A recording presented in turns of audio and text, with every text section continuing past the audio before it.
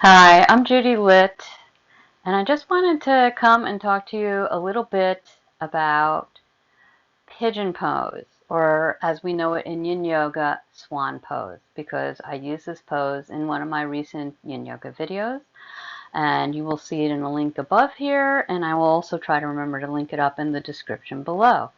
And I wanted to talk about it a little bit and show some variations that you may want to try. Pigeon pose is a great hip opener, and runners really love this pose, myself included, but it can be really hard on our knees, and you have to protect these knees, and you know why. So let's talk about pigeon pose. Pigeon pose, I'm so used to calling it swan. Okay, if you come into a tabletop position, grab a bolster if you have it, bring it in front of your left knee, step that right foot forward, and you're just going to bring the thigh, your left thigh, on top of the bolster as you begin to move that right foot over. So this can feel really nice. This can take a lot of the pressure out of that knee because you're propped up on the bolster.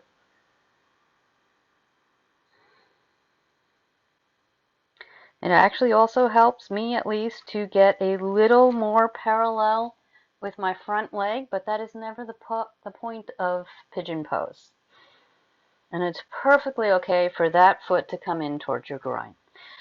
And if you're doing this as part of a vinyasa, a hatha yoga practice, you want to flex that right foot. And that will help protect the knee a little bit.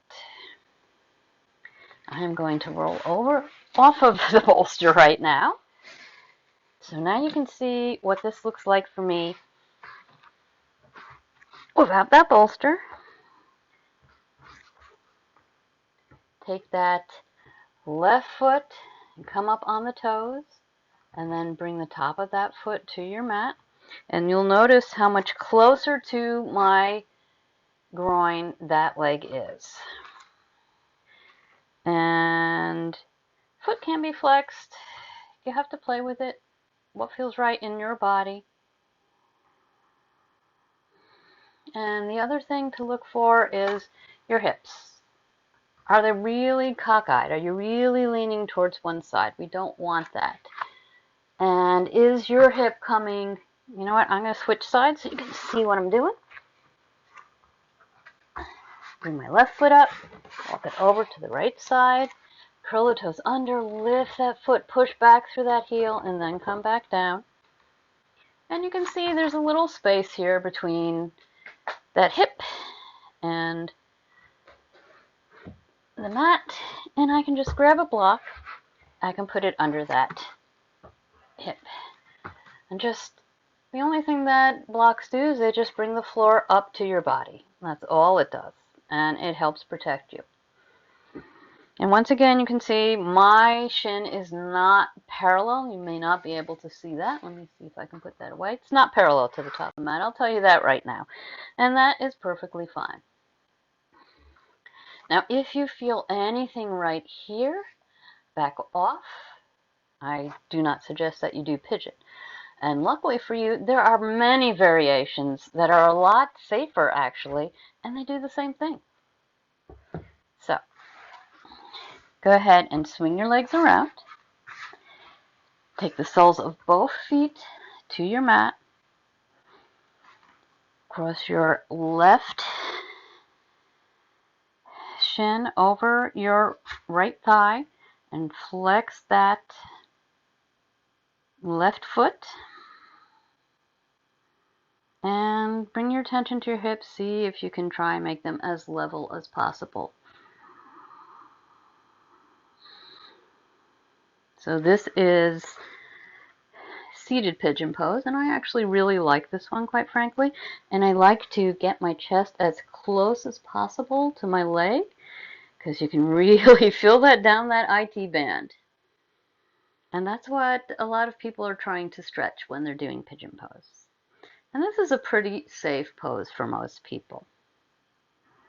Now, another way to do this, I'm going to uncross And a lot of people have seen this.